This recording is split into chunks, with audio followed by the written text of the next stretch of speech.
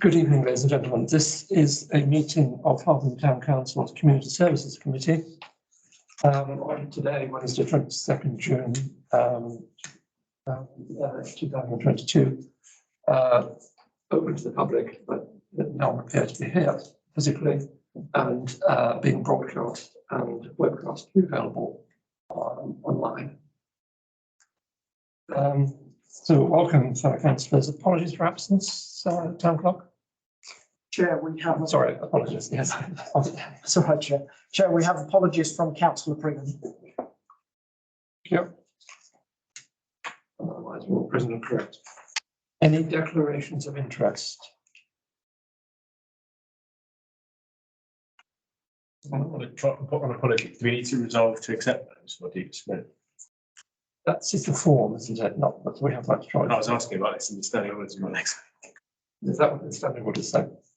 Yes, correct. So we need to, any apologies need to be resolved to accepted by the committee. Yeah, correct. Okay, then I propose that we accept the apologies. Anyone? Yes, okay. Hands up then, fine, let's do it properly. Sorry, should there be a reason given? What's in the absence? Yeah, apologies. If filled in with the reason, Councillor Pringham's unwell. Yeah. So the formalities is we would give a reason. The reason doesn't need to be documented in the minutes. Yeah. In order for it formally to the apology to count, that's why it needs to be resolved. Otherwise, essentially, a councillor is deemed not in attendance. Good start. Declarations of interest, anyone? That's all right. I think we don't need to resolve the wrong one. Can I just point out in the printed bundle, the pages are slightly out of order. Pages 1 and 2 are correct, but the third and fourth pages are the wrong way round. So the agenda, which ends on page 27.4, continues on what looks like page 4, 7.5. Three chairman's reports and urgent items. I have no report to give. Any urgent items, please? Not that I have, Chair.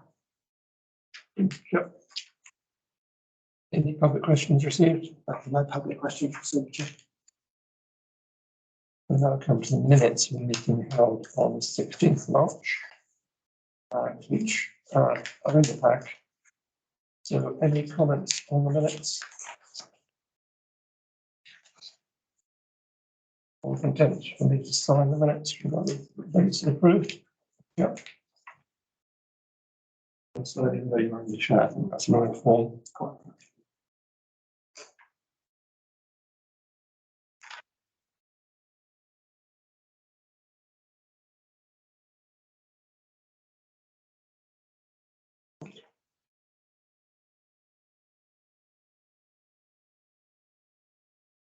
Okay. Minutes of other committee meetings. Begin on page number 6 at the top right. Subcommittee. Correct. That was the last meeting of that committee. So it's in some respects out of time because the management plan has already been approved. Any comments? Yeah, what isn't it? So, do we formally need to resolve to receive the minutes or just somebody to receive them? Receive them, please, Chair. Resolve to receive them. Yes, Chair. Okay. Thank you. Officers' reports. We may as well deal with these in order. So the forward planner. Page 8 onwards.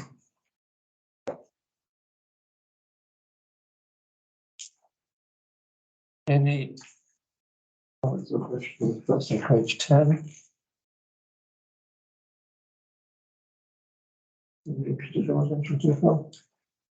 No, thank you, Chair. It's simply the recommendations to note and approve any comments or amendments, and with the resolution tracker to note the resolution tracker and approve the removal of those resolutions.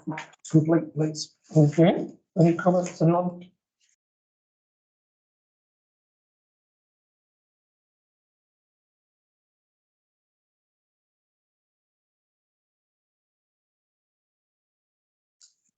don't think point, but on page. Right. Two references to documents attached, which of course aren't attached. Master copy. What was it? What's that?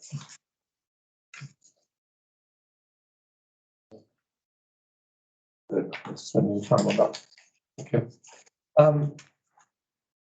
So there were no questions on forthcoming resolution tracker. Actually instruct us to resolve to do anything. But you said we shouldn't vote them. Yes, Chair, if we go, I'll just go back to the recommendations in the report.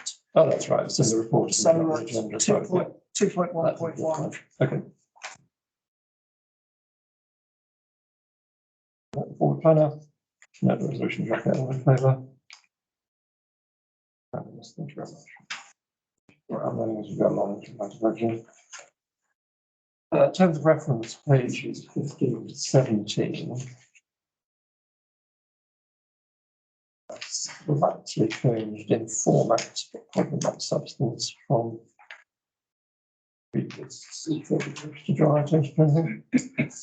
Chair, this report just produces the recommendation for the recommendation for the committee to review and approve the terms of reference, subject to any amendments. If there are amendments that the committee wish to take that changes the responsibilities of the committee, these would have to go before council.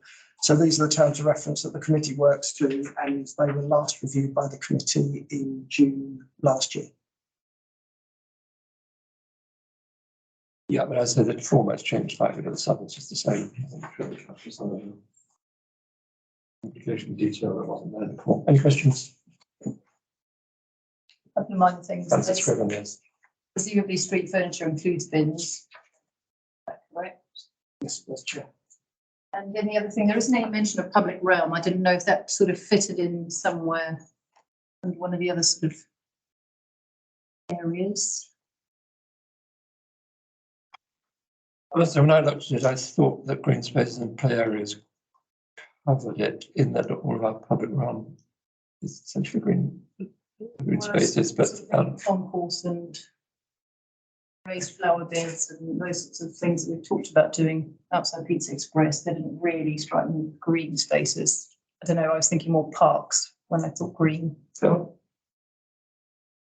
So, Chair, I think my answer is probably no more valid than anybody else's, but what I would say about places like the concourse and the fountain is that they are actually part of the common. Happy with that?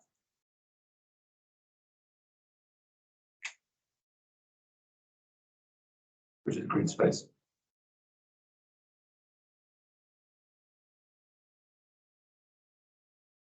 Okay, any other questions? What's the definition of green spaces? Well, So Chair, I think yeah, so our definition of green space is basically any park, open space, recreation ground, play area, verge that we might own, allotment. So it's an all-encompassing definition for anything we might have grass and flowers and plants that the town council own. We say green spaces to bring that in line with well, if you say open spaces, that might not necessarily mean some parks and green spaces. If you say parks, that doesn't necessarily capture all things. So green space is all encompassing for all of our land that's got grass on it, and plants and trees. And that's why we've got green space development officers that look after those. and bylaws refer to green space as well. Yeah. Okay, yeah. Okay. So, proposal is to review and approve terms of reference without amendment. Unanimous, no amendments.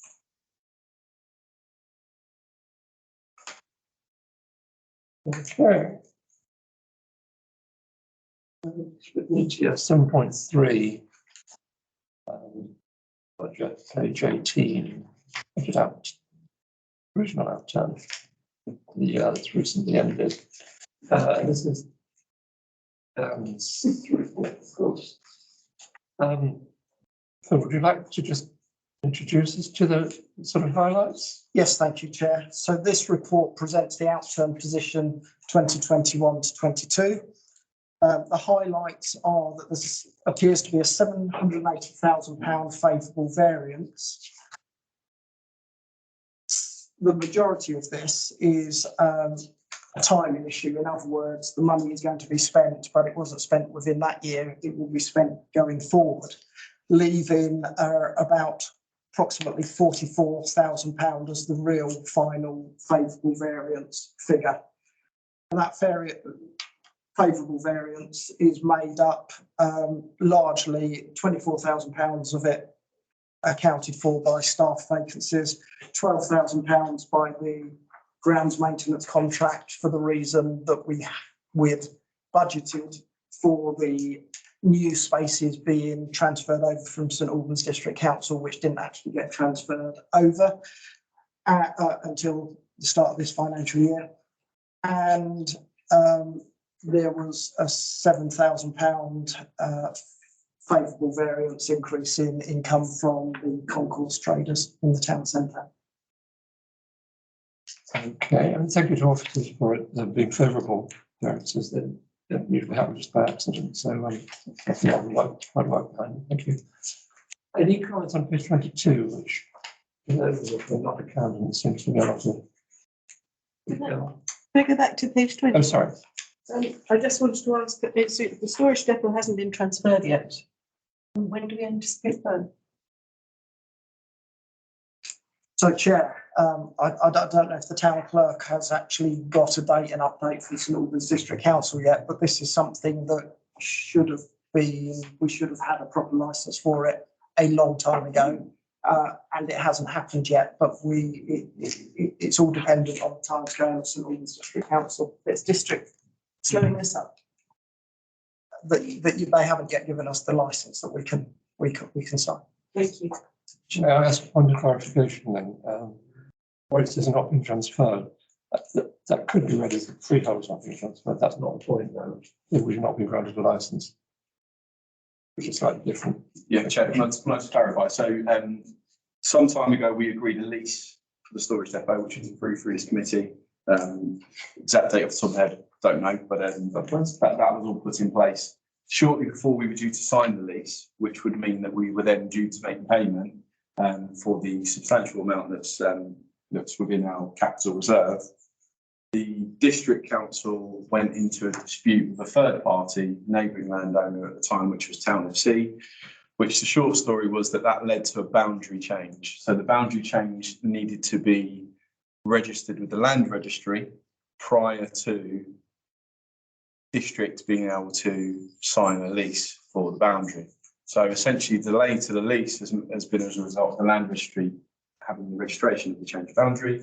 In the meantime, we agreed a licence on the same terms as the lease with the district council so that we can operate from it until the lease is available to be signed.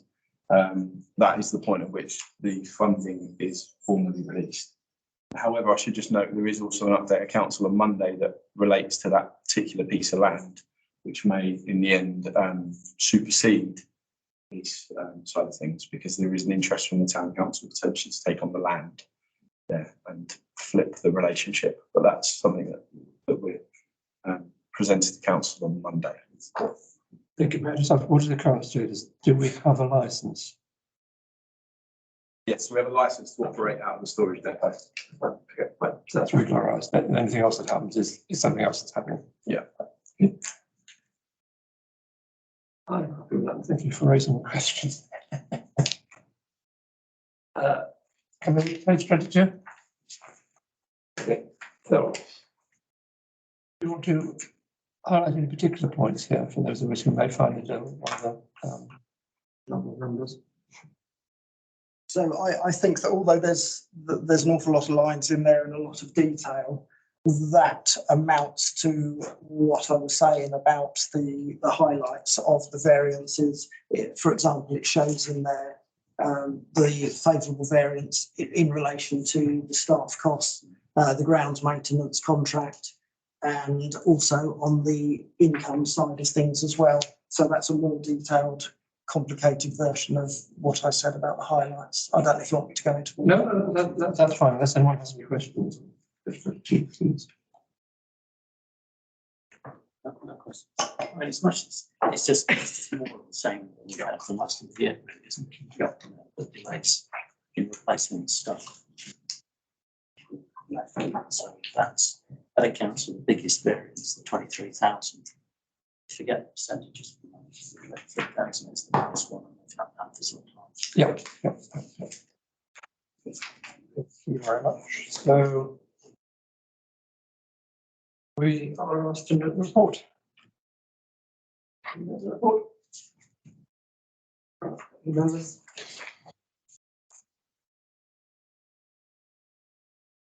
Next one on page 23.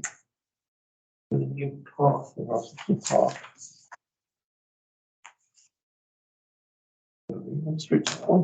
Yes, please, Chair. This report requests the committee to consider approving a new permanent path within Rossington Park. It follows a design line which is really weather dependent and quite muddy for several months of the year. It is the path. Very nice, though. Yeah, no public can see that. It is the path that you can see that runs roughly from the EMC up to the play area and the motor sports. The desire is to make it into an attractive but proper permanent all year round path that can be accessible by wheelchairs, pedestrians and authorised vehicles for doing maintenance up there. We need to do a bit more, officers need to do a bit more research regarding what would be the correct surface type to use, and we will establish that and report back for the September Community Services Committee. And of course, once that's been determined, we will also know more detail about what the cost would be. But at this time, the request is for Community Services Committee to consider approving that a new path can be put into that location. So it's under correction. I mean, the path exists because the workers have to be done, vehicles have to go across, so we may as well accept the bit of complete, and that's going to happen. One thing, the particular question, we're asked to approve the construction of the path without knowing its cost. Sounds quite right. Approve it in principle, and we can even approve it, delegate the decision on the cost to some other person. Just to approve it without any reference to cost doesn't seem quite right. So, Chair, the intention is that a report comes back in September to this committee with the specifics around recommendations on the type of surface and the exact costs. So what the reason why we're asking for board approval of the construction is to get confirmation that the committee wants us to do this. So rather than do a whole lot of scoping work, and it's not something the committee wishes us to do, this just gets that ball rolling really. And then just on that point, Chair, if I can, because we've put a couple of images together that we think would be useful. So originally we were planning or hopeful to bring to committee this evening a full recommendation in terms of spec and costs. But having taken some lessons from other paths in the park that we don't own, we need to carry out some further research as to what would be best. So ordinarily we would put a path that is similar to the one on the screen here, which is a kind of a gravel type surface, which is pretty similar to the one that is outside the EMC in the leisure centre that the district council put in place as part of the leisure development. We would ordinarily put this in place in Batford Springs. We've used similar with our horse ride, similar kind of surfacing. However, the concerns that we have twofold really. One, we have seen the wear and tear in a short space of time that surface has outside the two facilities I mentioned. We are unclear as to whether that is because it's the wrong surface in the wrong location, or whether it hasn't been put in place correctly. We don't know that. But what we do know is that the area that this pathway will go is an area that will be an area of high footfall, but also it is right slap bang in the middle of a flood surface water area over the winter period. So the last thing we want to do is put a surface in there that will be washed away within two winters. So we are considering two surfaces. We're still considering this one, but we're also considering a resin-based surface. Apologies, the image on the right is the one I've sent. It's got a leaf slap bang in the middle. Maybe that's for some sort of scale or perspective, I don't know. But this resin type based has much greater durability and lifespan. There is a danger, but it does cost more. But there is a danger that if we were to put in the lower costing item, we might have to replace that 2 or 3 times in the time that the resin path will last. So just some added context as to why we haven't quite managed to get to committee a recommendation as to the exact path, specs and costs. But we are looking at these 2 broad surfaces. Thank you for that. I endorse what you said, the caution, because that will become the main walking route for people to get to the play area and Mugger, I would imagine. And you do not want that to be washed away in any floodwaters in the winter if we have exceptional rainfall. Yes. Thank you, Chair. Is there a possibility of, I'm aware it's very early in scoping, but is there a possibility of some kind of, not all the way along, because you'll need to walk across it, but some kind of planting alongside the path just to make it look a little more like it's part of the path? Because my concern is, I know it exists at the moment. I think it's great that we're paving it, but my concern is slapping a new path across it might look a little odd in the shorter term if we don't add some greenery or something just around it to make it look a bit more natural. Yeah. So, Chair, it's safe to say that the current management plan does not include any planting in that area, but it's also fair to say that at the point of developing the management plan, we weren't going to put a path across there for sure. So it is something that internally officers are debating as to whether we bring that recommendation forward. The internal debate so far is, some sort of tree line would look brilliant, or some sort of hedge system would be great. What would the impact be on the events that are hosted in that area? Actually, we may inadvertently limit some of the other existing events that are going on there. The issue around flood surface water and other various things. So it's something that we're looking at. I think it would come back to this committee as part of any future relook at our tree planting programme. So it's something that, to say, there's lots of internal discussion about it, lots of different views, but it would come forward as part of a future refresh of the trees. Yeah, thank you. Can you go back to the first slide? Yeah, is that a loose surface? Because is that ideal for prams and things which have small wheels to try and walk up? Because when I saw this, I kind of envisaged it to be tarmac, to be honest. Like we've got the L-shaped tarmac path.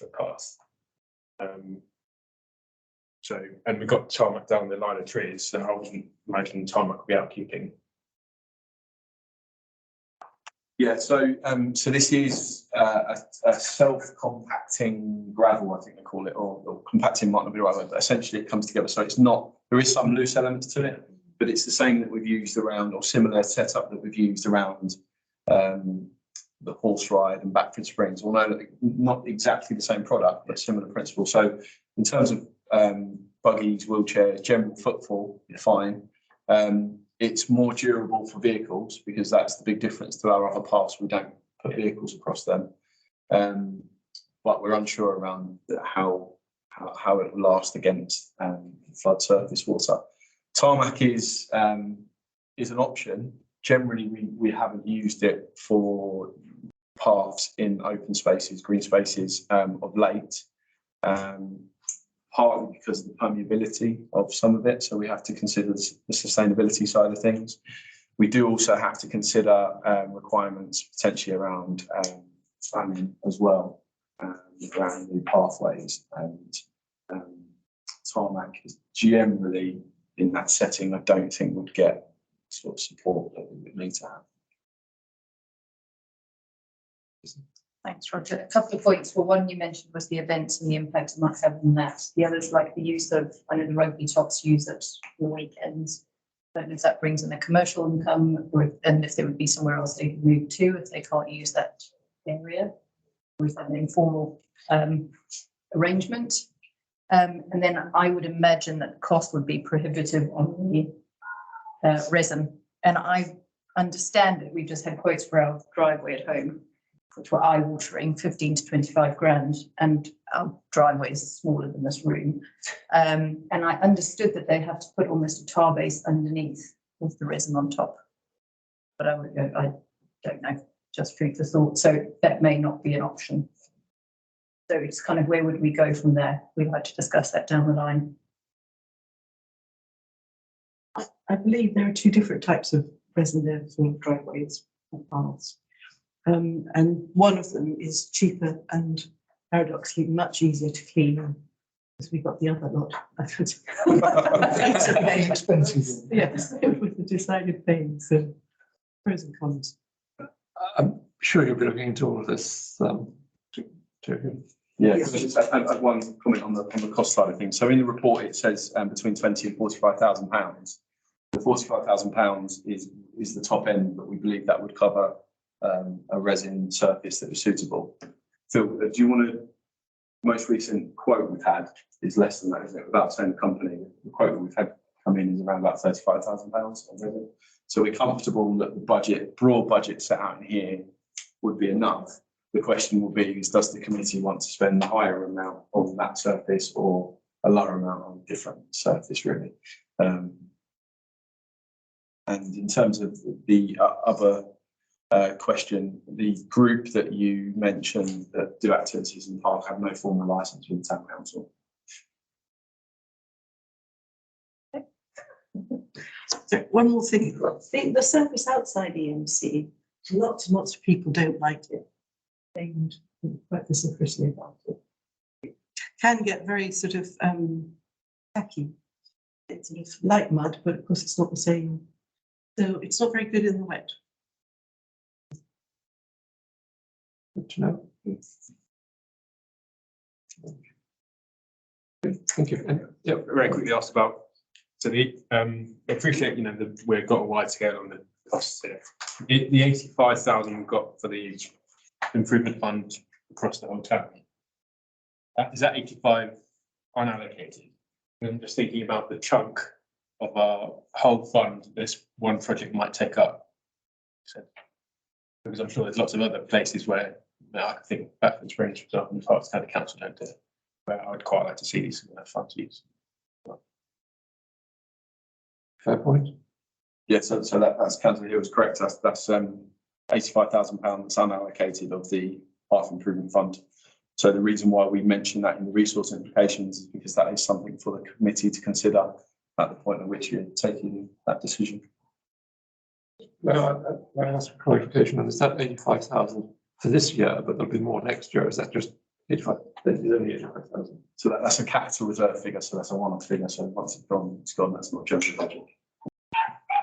And Chair, the Backford Springs path that I believe that Councillor Hill is talking about, we've discussed before, and the county council are still intending, from conversations we've had a few weeks ago, are still intending doing it.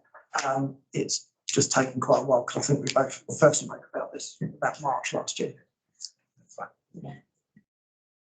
Thank you, Chair. Just on the 85,000, presumably there's no reason we couldn't top that up with other capital funds that we might have. That's correct, Chair. So there is an unallocated capital reserve at the moment. Thank you. Any final questions? Okay. They're asked to approve. Right, what about costs? I mean, they start with the Form 1, so just coming back to us. With the construction of the new path. Did you vote? Unanimous.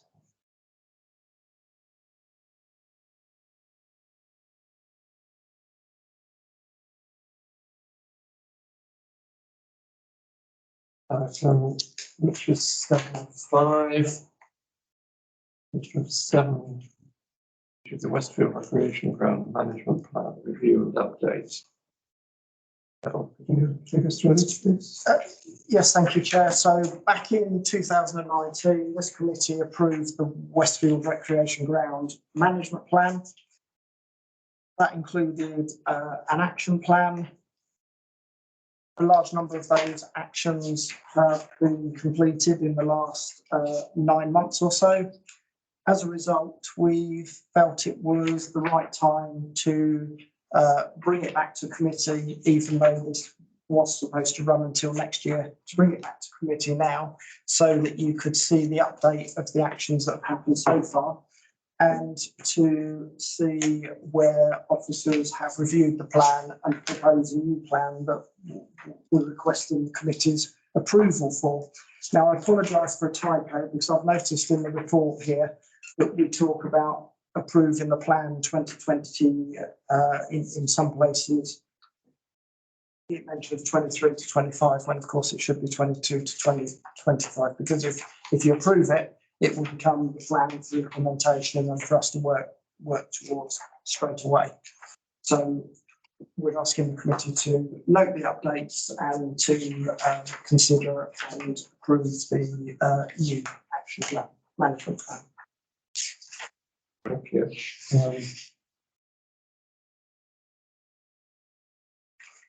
What I didn't find off the page is what the changes are. Everything on page 29 says, I'll show you updates and action plan. And obviously, that's the current one, and then page 33 is the new proposed one. Yes. You have to read it word for word to see what the changes are. So the truth is, Chair, I think that you'll find that at the time that the current plan was approved in 2019, we had identified that there were quite a few improvements that needed to be made to the park, which included things like bins, signs, but also included a new change in the regime of how the grassland was managed in order to protect the protected species within there. So I think the biggest difference is that a lot of the physical changes that were required, such as the new bins, the improvement in infrastructure, the signs and things, they have been done. So there is actually less in the new plan than there was in the old plan. But it actually goes into probably a little tiny bit more detail about managing and protecting the biodiversity within the park. But I don't think that there is huge amounts of difference otherwise, other than the physical actions being completed. Okay, I'm not switching up this one, but I think another time it's useful to have red lining or something which actually indicates the changes. It's quite painful to have to read across to see what's in, what's out.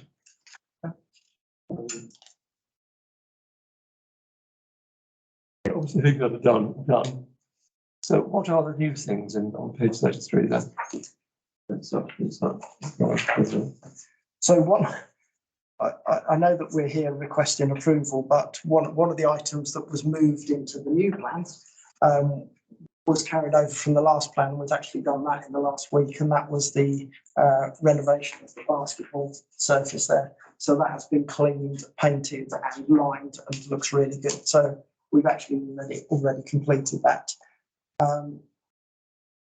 Let me just move down to the action plan for the new one.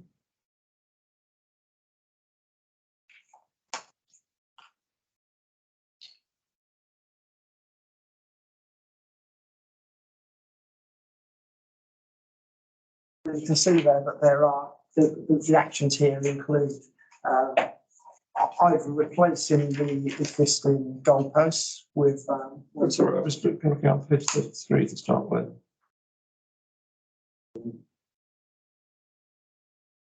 You on page 33. So again, there is in this section here compared to the one before. This relates largely to the way that the vegetation is managed, and because of the sensitivity around managing the protected species, there's not a huge amount of difference there. You can see on there that the replacement of existing goalposts exists there, but also we'd consider whether we replace the existing goalpost or whether it is better for the community if we were to put in 2 smaller goalposts, and that's something that's under consideration at the minute. But the rest of it is really about looking after the biodiversity and the vegetation.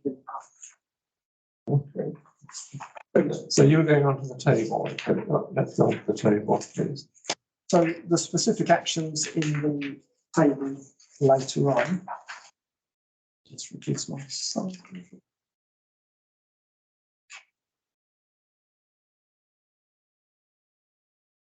So you can see that on there, in terms of the physical actions required, there's much fewer of them. One of them was the basketball court, which we've actually. Which page are we in?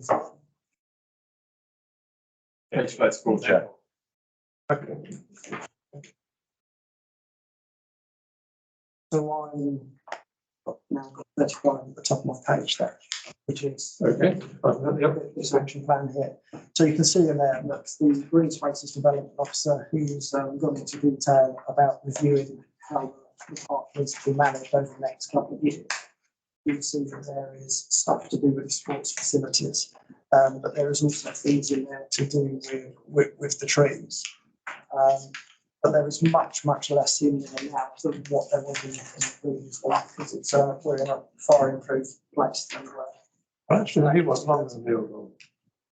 It's not very well aligned. Yeah, but I think that when we look at it, Chair, that it's more detail about the way the vegetation is managed and what we do about the trees. I think if one of the officers concerned responsible for the new, it was 2 years ago when we approved the old one. So now we have the benefit of his knowledge and expertise. Yes, so Maybe both then, I'm not sure. and the 2 Green Spaces Development Officers that we've got now, they're both really good. They've got a lot of the same knowledge, but they've got a lot of very different knowledge and experience as well. And they are both really excellent.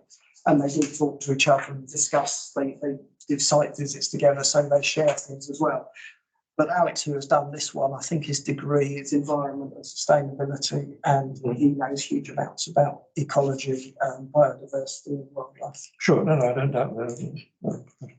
Sorry, to work out what they're doing. I have it in my. In a few places, we have acts of parliament without capitalised. Initial letters, sort of. Page 36, we've got wildlife and countryside act.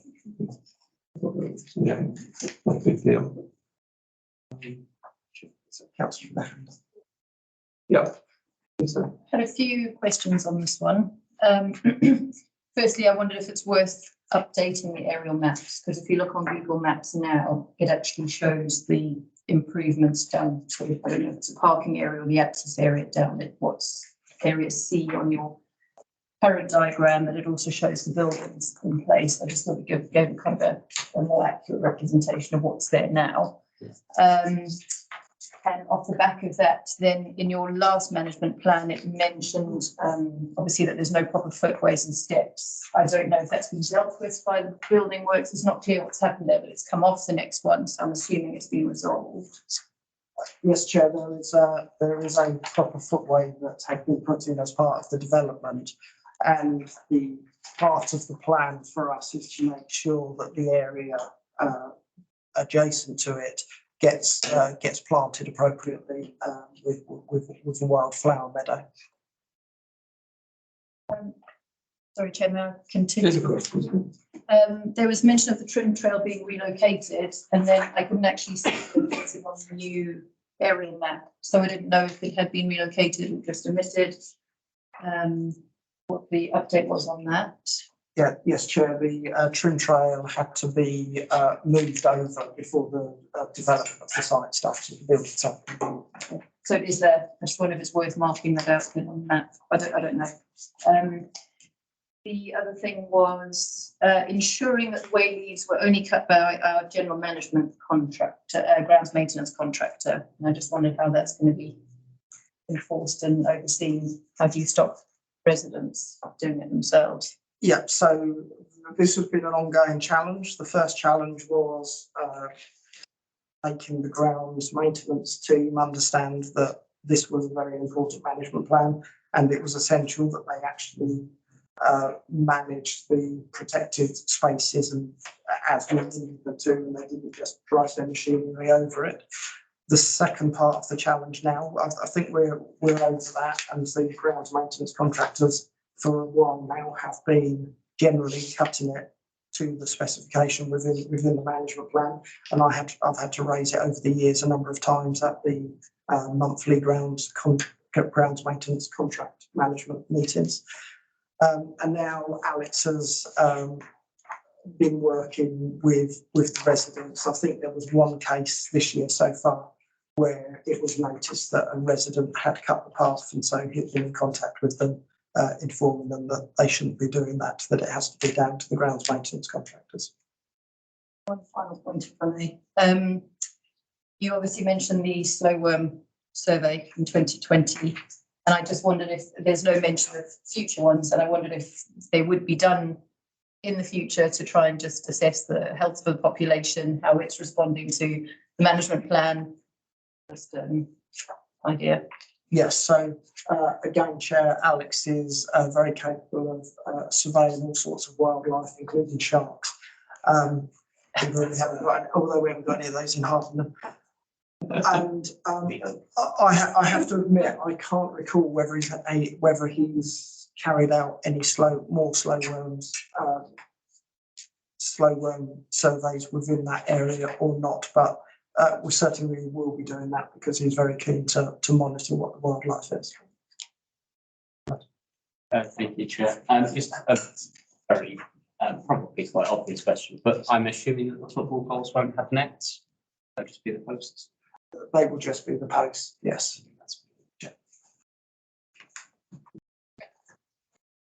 Any more questions from anyone? I think I've got my mind around it. Okay, why approve the new management plan? Yes, the request is to approve the new management plan and to make the updates on the old plan. Yeah, that's on page 27. Okay, let's take a vote in the usual way. Unanimous. Okay. It's just the page 39. Similar for Porter's Hill. I think it's not identical.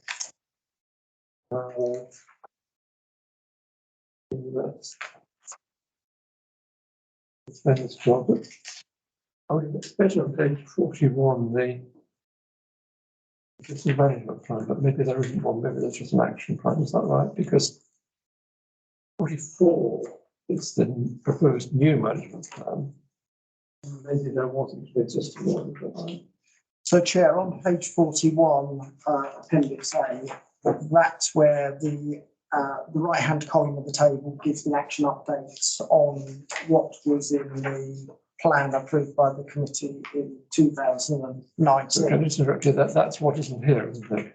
Because on the previous one, we had a management plan and the table of actions. Yeah, but this is the current management plan. So on page 46, that's the action plan that goes with the new management plan that the committee are being asked to approve on this occasion.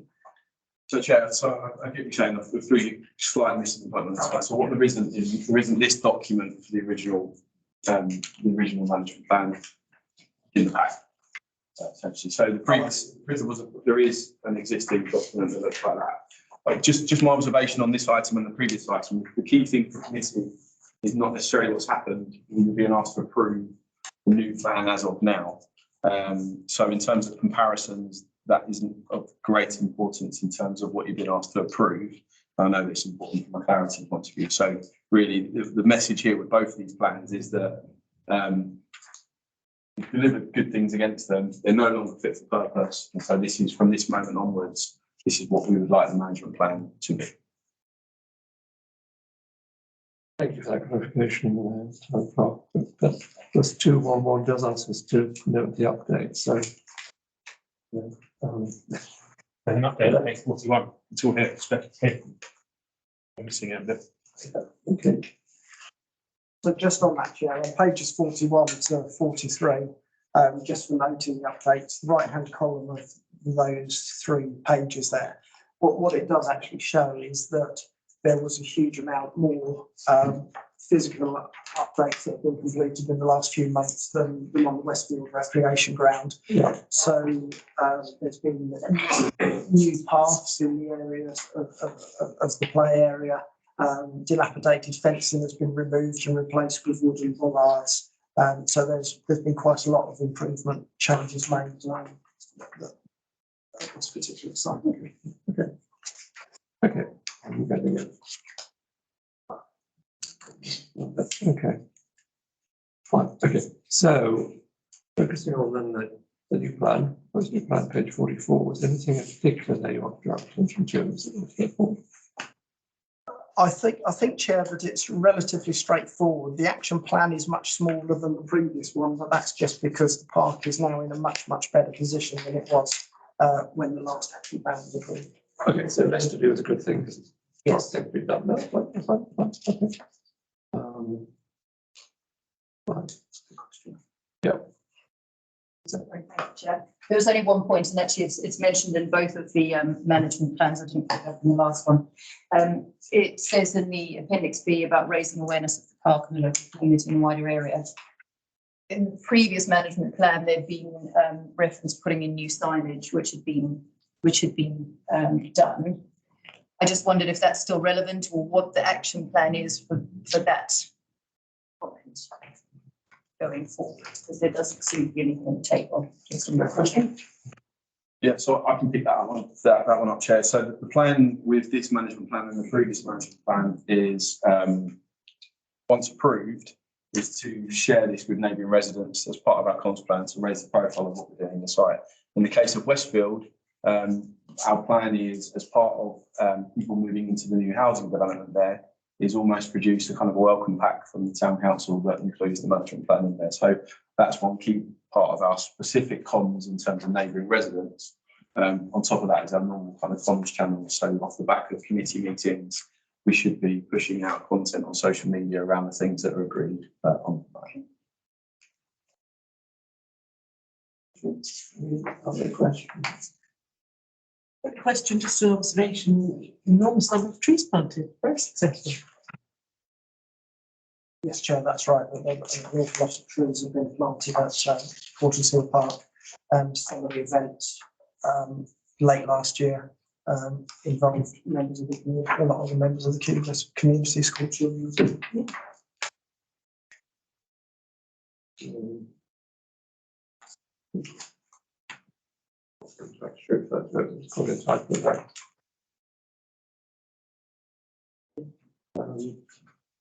Okay, fine.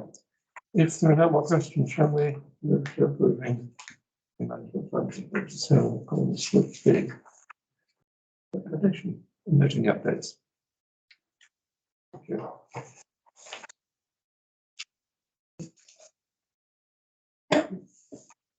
Okay.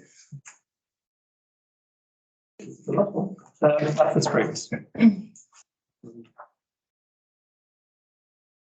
Page 47.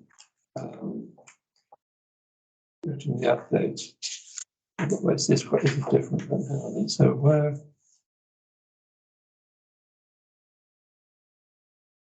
Do you like me to summarise? Would you please? Yes. Yes, so Bafford Springs management plan that was approved by this committee some time ago now. It had works required to be done over a period of 3 years. This is year 2 works.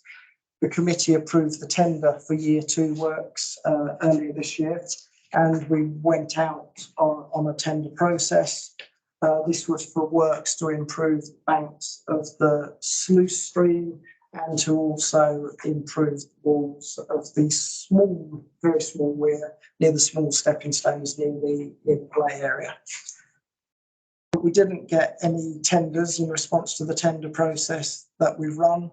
So we are now proactively seeking quotations from local companies. We will bring an update on this back to the committee in September.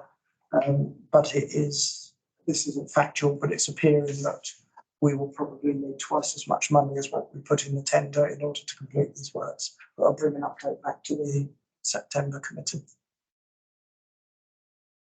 Thank you. Any questions? Was the Beckford Springs Management Committee fully involved? The answer to that, Chair, is that we haven't had a working party for the Beckford Springs for a while, and that's something which it was impacted by COVID, and it's something that we've got to reinvigorate. But the people who are very much involved, which is part of that working party, are the Beckford Springs volunteers. Yeah. And they've been consulted all the way through regarding the management plan, which resulted in the identification of these works that we've tendered for. Thank you for raising that, Councillor McKay, because the implication is if we have some way of involving the community, we should continue with that or revive it following COVID. Or if it no longer has purpose in the place of something else, then accept that from obviously it takes a while to get back to normal after COVID, but Chair. Can I just offer a comment on that? Because it's important to say that the working party is one way in which the council works with Beckford Springs volunteers. We also have a memorandum of understanding with them that requires them to deliver work for us. So that side of the relationship continues. Whilst there hasn't been a working party, the relationship continues weekly. So it's not a case that hasn't been happening. It's just the formality of having a working party hasn't happened for some time. okay, so there's the Yeah, formality that's not there. Sorry, Chair, I missed the point of that. Yeah, there's been a lot more going on. For example, we've done joint training with them. So some of our staff have done brush cutter training with them and things like that. And Alex, when he introduced himself to me, he goes to their meetings. He's given a presentation at their annual general meeting, and he's also worked with them down on the reserve as well. So the actual activity is still going on, even though we haven't had the formal meetings. Okay, thank you for that clarification. Okay, so asked to note the update. If there are no more questions. Again. Thank you. Okay, page 49, which is the restaurant memorials.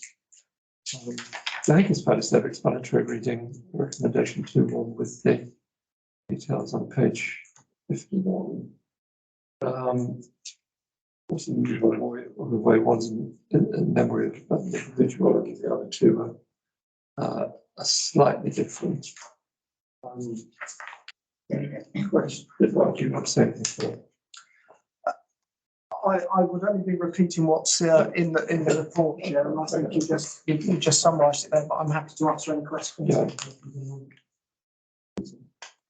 I thought when we were approving these sorts of things in the past, we had some sort of background scoring criteria, and we also had a little bit of a blurb about the individuals. I don't know who they are or what others may. So I didn't know if we had any background on that. And then the other thing was on 3.2, Rotary Club. And helping and helping hand, whether those sorts of organisations jump the queue to get these plaques, or if the waiting list is now exhausted. So, Chair, we're not jumping queues anymore, because since our new green spaces development officers arrived, they have made massive headway with putting in lots of new benches and reallocating plaques. So that queue that we had doesn't really exist anymore, so there wouldn't be a problem with them jumping there. The other thing, Chair, is that I am able to give I've got some information in front of me regarding the Royston family that the memorial tree on Leighton Green is requested for, if you'd like me to give any of those details in answer to that question. Yes, in recognition of someone recognising them with a plaque and so let's hear about them, please. So the The request is by the son for his mother and father, Anne and John Royston, who moved to Harpenden in 1974.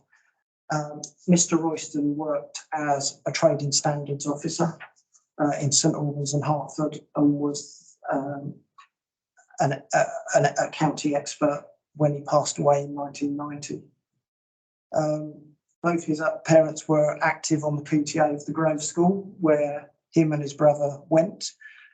Father was also a member and chairman for a couple of years. He says he's not sure if that's the right description, of Harpenden Round Table and 41 Club, which was a follow-on group, and a member of a local barber shop quartet. He was also an active member and leader of the Harpenden Trust, which he was involved with for the majority of his time. And Mrs. Royston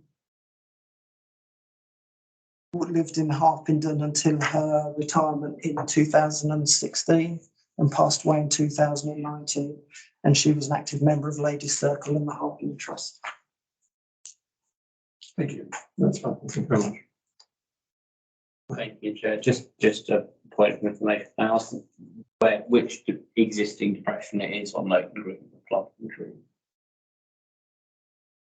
Chair, if you were to stand on Leighton Road and face away from Leighton Road towards the car park entrance for Waitrose, on that sort of area of the green nearest the Waitrose end and furthest away from Leighton Road, there's already 2 or 3 trees there.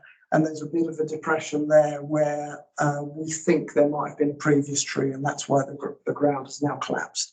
And that is the location we're looking at for planting the tree.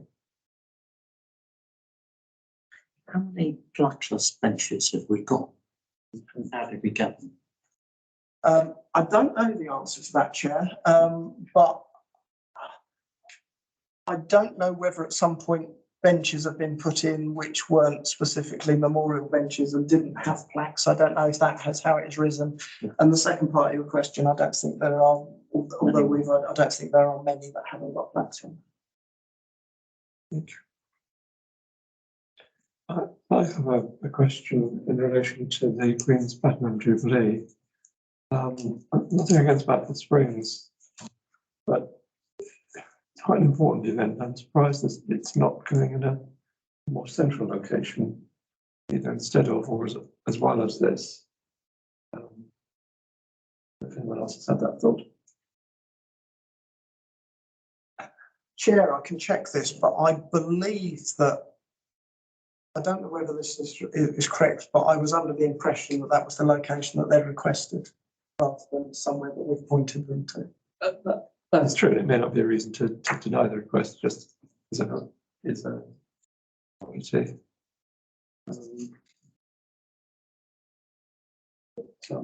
No, fine. Nothing expect space. Any more questions, anyone? Anyone objected to putting on the 3 together? No, there's 1 vote for 3. All in favour? Yes.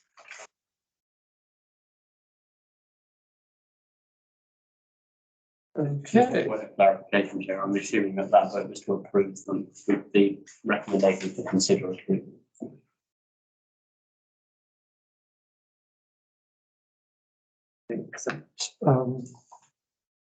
This is sort of pedantic comment that I would have made. But this. Chair, if I may, in prior to the vote, you did refer to a word along the lines of approval, so I think I'm satisfied from my perspective. Thank you. It may be better if it's clarified somehow that 212, 213 begin with approve rather than consider approving. Just to make it absolutely clear. Yeah, the minutes will say they're approved. Please don't give up making such points.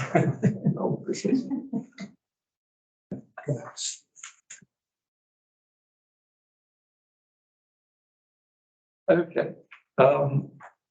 Page 52, removal of lime trees in Atherton Park. Okay, Phil. The Chair, in preparation for transfer over of the park to Hartlepool Town Council, 3 surveys were carried out, and a few trees were flagged as requiring further investigation. Our Green Spaces Development Officer has had that further expert testing carried out by expert tree surveyor. And you see the results of the survey report are attached to this report. But the outcome of it was that 2 of the lime trees within this very significant avenue are recommended for felling by the tree surveyor. The reason for this is that, as the report indicates, there is severe decay and it is at the base of the tree. Internally within the council, officers had discussions about how we could mitigate the risks without actually felling the trees, because nobody wants to cut down any of those trees. But unfortunately, because the decay is at the bottom of the tree, we've come to the conclusion that you cannot mitigate against that risk, which could result in death, serious injury or death. There is nothing that we can do. We could try reducing the size of the tree to reduce the chance of it falling, but we cannot say that it will still not fall over and hurt somebody seriously.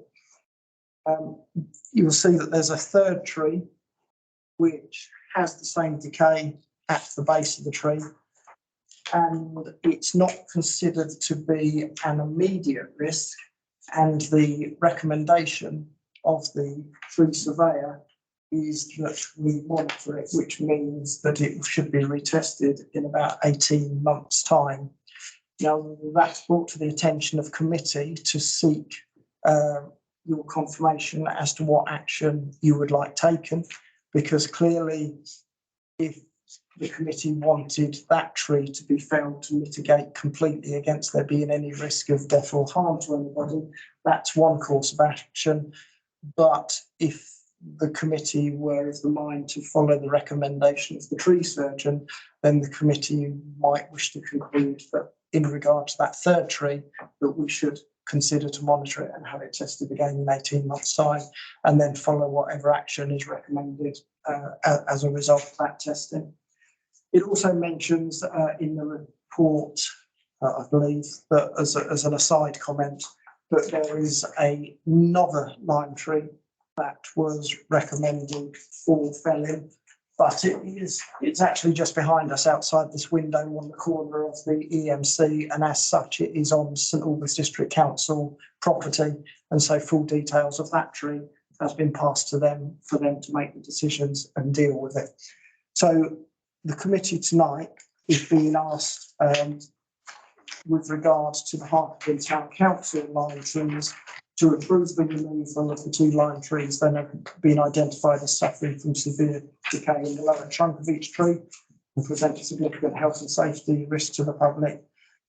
And the second recommendation is for the committee tonight to agree the course of action regarding the 3rd tree, which I outlined is suffering the decay, but not yet considered to be an unacceptable risk. Thank you very much. Can I suggest, before we take questions, that there are 2 recommendations here. One, the 2 lime trees, and the other, the 3rd lime tree. I suggest we take this as separate items, discuss the 2 trees first. Questions? Thank you, Chair. Just, I know that it mentions replanting between mature trees. Is it possible to replant to replace where we're going to be taking these out as well? Or is that, I don't know how it works with the decay beating towards the ground. Is it a possibility? I think, because I asked the question of the Green Spaces Development Officer, who know more about this sort of things than what I do. And I believe the answer that I got was that you wouldn't be planting in exactly the same location. You'd be planting in the avenue, but it wouldn't be in exactly the same spot where the tree was cut down. But we can, there will be planting in the vicinity that would. Oh, yes. Yes, so it'd be the best that we could do as a replacement And we would be looking to rather than a sapling, we'd be looking to purchase a tree that's 4 or 5 metres tall to give it a good head start. Raymond, but I believe you can never get all the roots out to back in the same place. I think as unfortunate as it is that we don't have a choice, my question was really I'm sure we've previously looked at what we do with felled trees, and there was some sort of policy about leaving them in situ. Would that be the same? Or would it all have to be removed? I think, Chair, because of the nature of the avenue and the fact we want to put new replacement trees in and keep the character of the avenue, on these particular cases, we would be going against our normal desire to leave the tree in situ and it would be removed. But the implication, of course, is there anywhere else in the park where we might want to put off trunk or another? Creating benches out of them or something, some sort of. At Ashridge, they do that sort of thing where you have more natural kind of seating area or something. I've no idea. So We perhaps leave it something for Phil to look at. Yeah. Yes, Chair. If they probably don't make good benches. Well, it depends. top half might. I don't know, just an idea. Horses to jump over. I'm not sure we're now in that area of the park. Any further questions on the 2 trees? Because we put a lot of effort into making the park a good amenity. The worst thing we do is allow decaying trees to stay there and cause injury or death. And therefore, it's the recommendation of the experts that the trees should come down, and the trees should come down. I'd like to avoid, but on the 3rd tree, probably not quite as black and white. Any questions or comments? Sorry, I'm not sure who was first. Thanks so much. Nicola. I was just going to ask, what would the difference in cost be to fell 3 trees as against 2? I think, Chair, the answer to that is that when it comes to the felling, because of the amount of work that would be involved in felling the 3rd tree, you're not going to make much of a saving. It's not a case of getting 3 for 2 sort of thing. I don't think there'd be much of a saving on that. Thank you. That question then. Lisa? I think my view on this is that, from my understanding, this is a progressive condition, disorder, I don't know what you would call it, disease. So you're looking at the cost of ongoing testing, you're looking at the cost of remedial work if it's required, reducing the size of the canopy and what have you.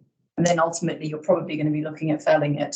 So I'm not quite sure what that's going to amount to, but it sounds expensive. And if the end result is going to be that we have to fell it, it sort of seems like maybe the impact would be smaller in the long term if it was all done at once. People wouldn't notice they were kind of continually removing trees from the park. I don't know. That's just my view. Just to add to that, I also think an extra 18 months of tree growth gives the new one a chance to sort of be around the same height as its other colleagues, and therefore it'll look less out of place as we go through the replanting.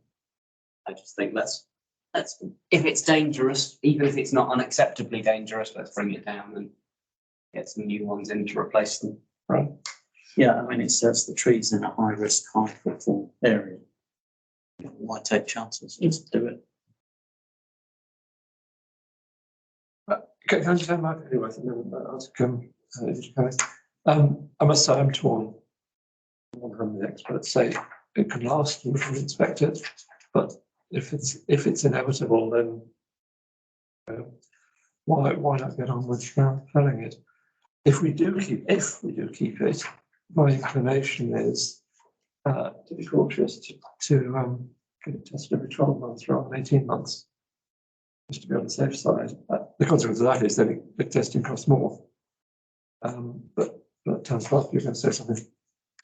Yes, thank you, Chair. So I just not offering opinion either way on what to do with this tree, but I would just make the observation is that whilst we do look at trees individually in their own merit, there is a precedent point that the committee does need to consider, because in theory, we could have in our surveys that come back 100 trees that are defined in a similar way to this, that may have a initial onset of a problem, don't need to be removed at this time. And so there is that consideration as to, by making a certain commitment on a position on a tree in this state at this meeting, the council may well be obliged to take similar action on the future trees. It may be a question of how we justify taking a different course of action on another tree, particularly if an issue goes wrong with that tree. Yeah, there's different circumstances. You know, I mean, would those 100 trees all be in high risk, high footfall areas? Potentially, so that's the point. So there is the danger that there is a principle set in this decision that makes it difficult for the council to take decisions in the future on similar trees. Just on that point, to what extent is that the case then in terms of setting precedents? I can't recall an issue where we've had a vote at this committee where we've been referred to a vote taken previously in terms of precedent we set on tree management. Is it just that we just never set precedents that have been relevant, or is it? I'm trying to, because I can't recall it ever having been the case that I felt bound by a vote of a previous committee meeting. Again, let's step in and say it's not just how we might behave, and you may be entirely right, it hasn't happened. It's how it may be judged afterwards by someone who is injured, or on that person's behalf, to say, but you felt this one 2 years ago, and this one that they've fallen into my client apparently was in the same condition and you didn't feel that one. So there are different ways in which precedent might arise. Thank you, Chair. That's exactly what I'm referring to. So the challenge you would get if we took a different decision on a tree that's in a similar case that did cause injury. It's a consideration as part of the decision.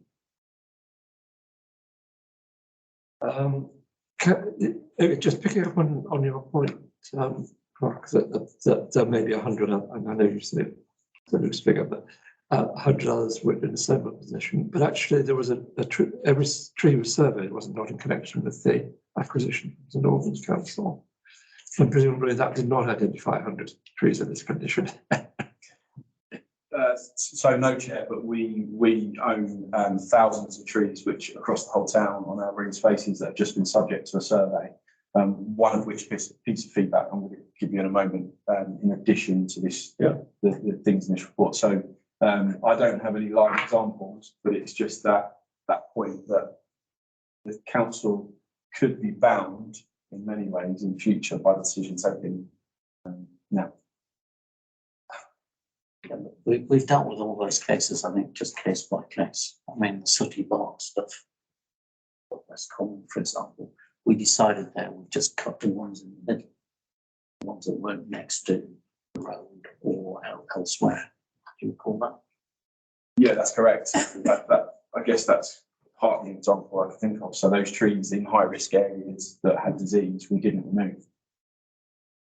That's kind of part of the point there. So In a sense, there's high risk and high risk, and where people walk down the own industries is the highest risk you could think of almost. Exception of Meton Green and compost. So my own inclination is that if we think we ought to just get rid of this one given its state, we ought to do that, looking at it on its own, and not be too fazed by the fact that precedent may come back to bite us at some date, because it's right to look at individual case, and it's particularly right in this case. Otherwise, we're not quite looking at it properly, I think. And maybe I don't know how to express that very well. And the drift of probably what the majority was saying was actually, if it's got a limited life, then get rid of it. I know it's not a formal vote, I'm just saying that was the drift of what people were saying at the beginning. Thank you, Chair. Just on the precedent, I mean, I take the point, but I'm not sure that legally speaking, I'm not a lawyer. I'm not someone who is particularly legally minded, but I would have thought that if one of our trees falls down and injured someone, precedent be damned, we're going to be liable for a fair chunk anyway. And I'd rather we were in a position where it's less likely that one of our trees falls down. Because if this tree falls down tomorrow and there's a recording of us having this conversation that we agreed to let it happen, I can't imagine that's a good precedent for us to set in terms of legal obligations. What can I clarify that our duty is to exercise reasonable care. Yes, I know. Which we do in individual case. We're not automatically liable if the tree falls. It's a question of whether we took reasonable care in relation to that tree, and that's why we're having this later discussion now. Decide what is reasonable care. Aaron. Thanks. My view is that based on what the tree report, I don't think I tend to agree that I'm concerned about precedent potentially that if we get a similar report of a tree in 2 years' time, even if and we don't decide to fell it, and then just make a different decision to this one. So I think there is I think it's a fair consideration. So I would be minded towards the recommendation of keeping an eye on it. Thank you for that question. I think we're drawing to a close now. Anyone want to restate the case for?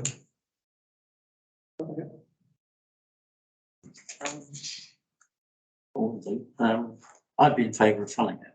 I mean, we know it's got this decay in it. It's just a question of how long it's going to take for it to be, it's 18 months or whatever. It's in a high risk, high footfall area, so it's a risk to the public. I'd be inclined to get rid of it at the same time.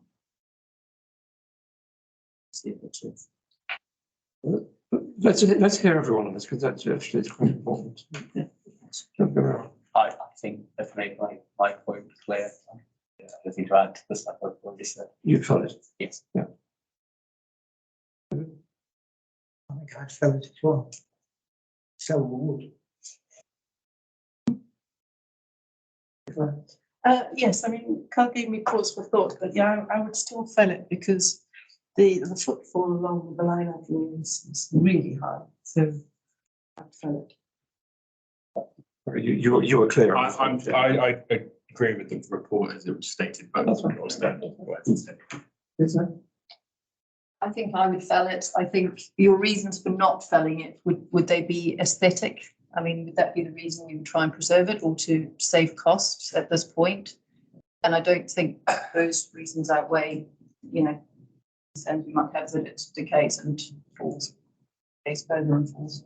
I think if we're working it, we'll keep it because it's a good thing to keep trees if we can. We're going to replace it, so that's.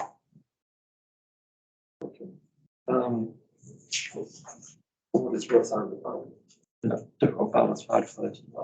I'm sorry. Do we take a formal vote? Let's do that. The proposal is to fell it.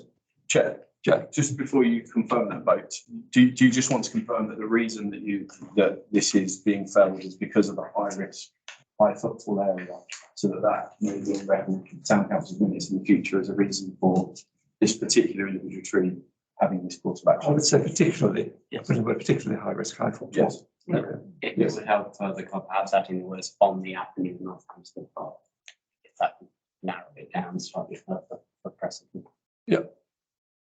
That's exactly right. Thank you, Carl.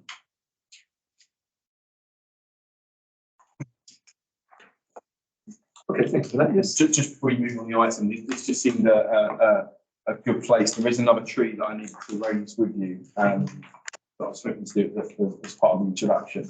Now, this isn't a tree that we're asking to approve the felling of. It's a tree that I have taken the decision to agree to fell it today under urgent action. I found out about this probably less than 2 hours ago. Decided to add it and make you aware of it this evening, just because the committee meeting was there. But there's a horse chestnut which is has the red circle around it, which is adjacent to the Lidica car park. Essentially, the report that we've had through from our surveys that have just been undertaken, we haven't had the formal report through, but the surveyors have basically said to us, you need to consider this right now, it needs to be felled. So this is the actual tree, the big one in the middle there. And so for that reason, we're taking the decision to fell that, given what the survey has told us. As I say, it wasn't in the report, I've only found out about it this evening, but I just thought it would be strange if I didn't take the opportunity to tell you, and then there's comms that goes out tomorrow that says that this tree is going to be felled as well. That would have been a missed opportunity to inform you of that. That will be replaced by another tree of certain maturity as well, potentially not the 4 or 5 metres. We need to do a bit further assessment on that particular area. As you appreciate, we've only really just been made aware of it, but it will also be replaced. And the suggestion was walnuts, I believe, although not an expert. Could I just take clarification, because we spent quite some time discussing whether to fell or not a tree in the park. This is being felled on your authority, don't get it wrong, presumably, because it is desperately urgent. Yes, because the surveyor's report, in the same way that it said that the 2 trees that we put in the previous report had to come out. Yeah. If this was received in good time, we would have added to the report and it would be a recommendation to the committee to approve that. Yeah. Given the timing and the words that we've had from the surveyor, it's urgent action I would take, understanding it is due to urgent health and safety work. Yeah, ordinarily I would then report to the future committee meeting, but that's what I'm trying to do now. Very much the risk of people suggestions and carbon highlights. Yeah. Okay. Just a point of clarification on this, which I'm assuming again, this is not one that's going to be left in situ, given where it is. I mean, I might be wrong, but I don't think that's. Yeah, no, probably it won't be in there. I'm not sure we've got that far thinking. I think just linking back to that previous point, where we can't keep felled trees in situ, we do try to utilise them in other places. We utilise them in a lot of sites and other areas. We've also utilised them when they've been chipped to help create pathways in certain parts of those spaces. So we do generally look to do that with some of these ones where possible. Formal declaration of interest here, the house exactly opposite that tree, 2 miles away, used to be my house.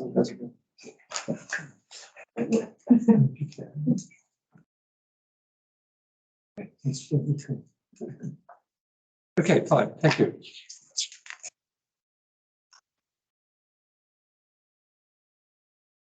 These are a massive issue in Rotterdam.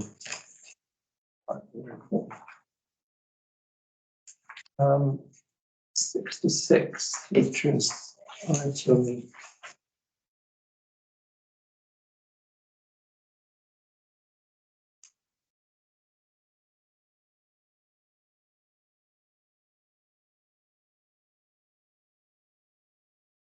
Oh, I see, sorry. I've missed 7.7, of course, because it wasn't in the pack. Yeah, and I apologise, Chair, because I realised just now that I've been a bad assistant and I've missed it as well. And I'm going to remind you as soon. All right, apologies. Chair, yeah, I realised a long time ago. It didn't really matter, so we'll bring it. That's fine, okay. Fine, well, we're on the herbicide work with the application request. Let's continue that and then we'll do the talk about it. Okay, fine. So page 66. Just a suggestion for slightly less sort of disorganized. Maybe when there's something to follow, it's clear in the agenda, of course, but it wasn't for the agenda. Page for the pack. Have a page in the pack which says item 7.7 follow.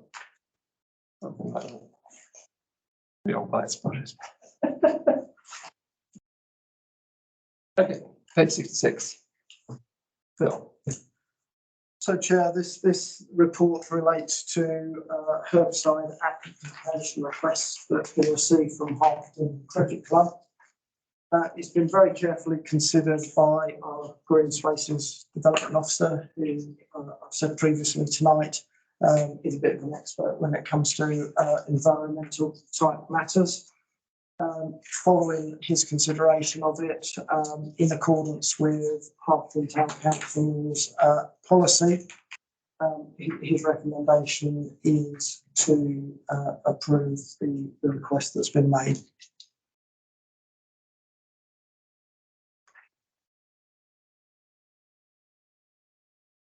Yeah. Well, no, we don't normally look to precedent. That's the question. Have we been asked this before and how have we decided it? In our places, we normally grant these requests, we do. Yes, so Chair, I mean, this is a really interesting one in that I don't think I've had one of these in my time here. And so one of the reasons why we included the application in here, because it would be new for much of the committee, I thought. So we do try to really limit the use of these, which is why we have an application process. Generally, we have in the past, when we've had a request, we have carried out initial screening and tried to influence the use of other methods. So it's certainly been at least 6 years, I believe, that we've had a formal application like this through committee. Although the one in front of you this evening is the officer's support. Under us, is that apart from the cricket club, we control managing most of the land we own. That does help, Chair. Yes, yeah. The golf club and the cricket club are the Yeah. key ones. And as I say, we tend to try to push back on initial requests and look at alternatives unless there is, really no other suitable way. That's when it comes to committee and sort of. Only one point really, I don't have any issue with it. I think obviously we're trying to get the standard of the cricket pitch up.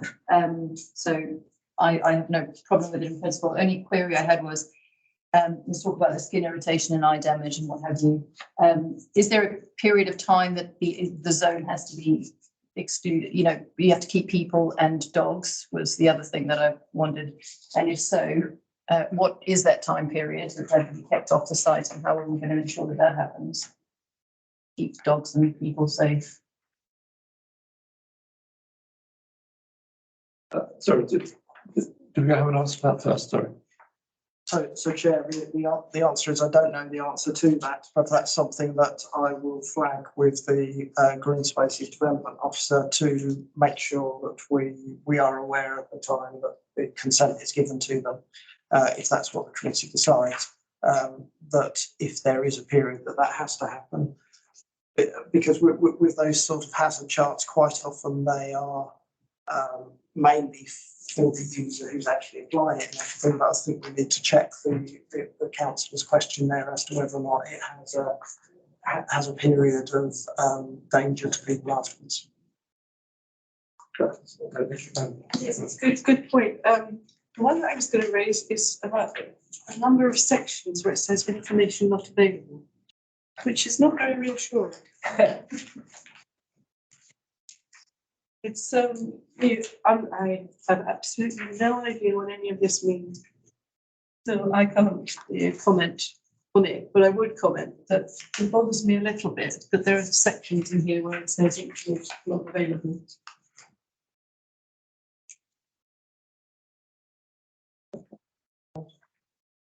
Thank you, Chair. But the less botanically minded amongst us, can you clarify what white clover is and that it does actually need to be removed to this sort of extent that we're talking? I have no idea what plant is that we're talking about removing.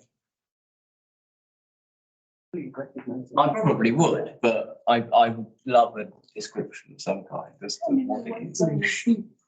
And they need to be removed. What if they do? You want to really look at the screen. So, Chair, I think the councillor just described what white clover looks like and gave the reason there. I think it's to do with competition between species, and if you've got the white clover dominating, then it impedes the grass growing, and obviously the cricket pitch wants the grass. I just thought I could ask the question if I'm going to vote on it without knowing what the plant is. Very, very basic question. Are we talking about the cricket ground off the opposite sort of cut? Opposite the south? Are we talking about the cricket pitch at the far end of Harmon Common. Chair, this is Harpenden Common Cricket Club, which is the one opposite Silver Cup. Okay, okay. Well, it's just the name, but it's Harmon Common Cricket Club. Harmon Cricket Club. So what are the ones down at the end of the common call themselves? I believe that's Bamford. That's Bamford. Oh, okay, fine, yes, good, fine, so they're convenient. Okay, yeah, thank you. Yes, I think we've demonstrated the problem with this is when you get any sort of scientific report, it's a bit like reading instructions and medication you're given, you assume that it clearly actually going to die of side effects. But we don't have the scientific expertise to actually judge this. The green spaces officers have that expertise. Yes, Chair, I do.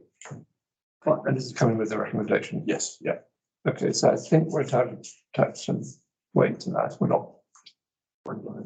Yep. Because I agree, it does look a bit odd, no information available, but there's often a reason for that, and you probably get that with anything. And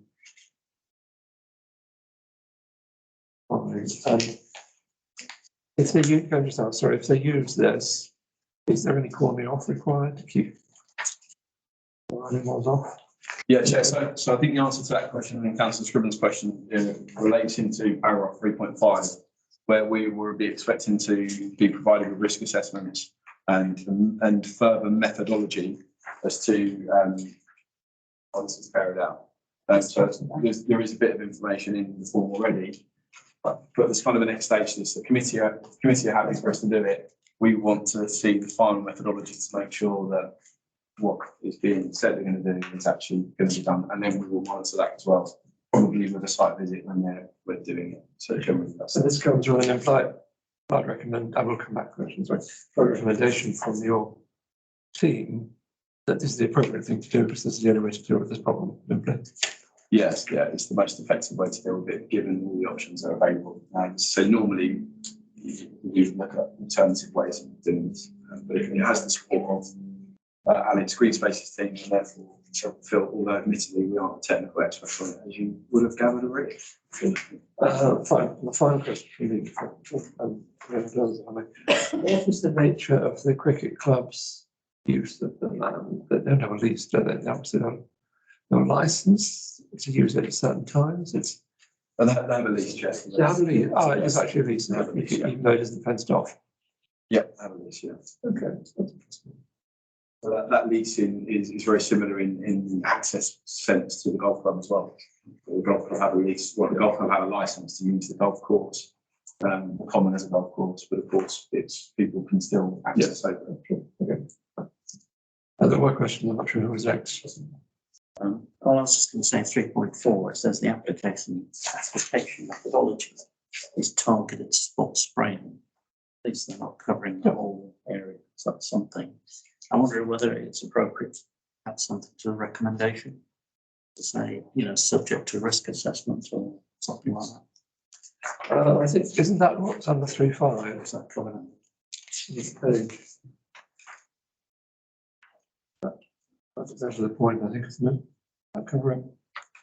If you change the recommendation to subject, committees asked to approve the request and subject to satisfaction of relevant risk assessment. Well, Just tidy it up. I mean, we see this can happen. yeah, it's a bit like the last one about the path and the cost. It's clear if you read it all together that the work's undertaken with relevant risk assessments. But you're saying we should find this out a bit more legalistically.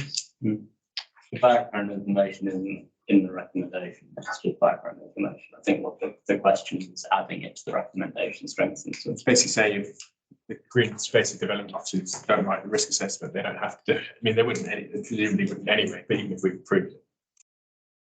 So we would begin 3.1 with something like subject to compliance with 3.5. Sorry, 2.1. Subject to compliance with 3.5. Something like that. That's Something. what we do.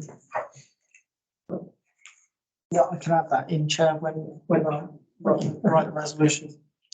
Okay. So we're having voted on it. Right, Richard, all those in favour? Recommendation. Unanimous again.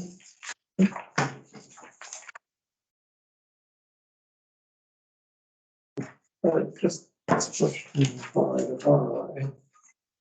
pesticide policy isn't dated. What it's dated, could we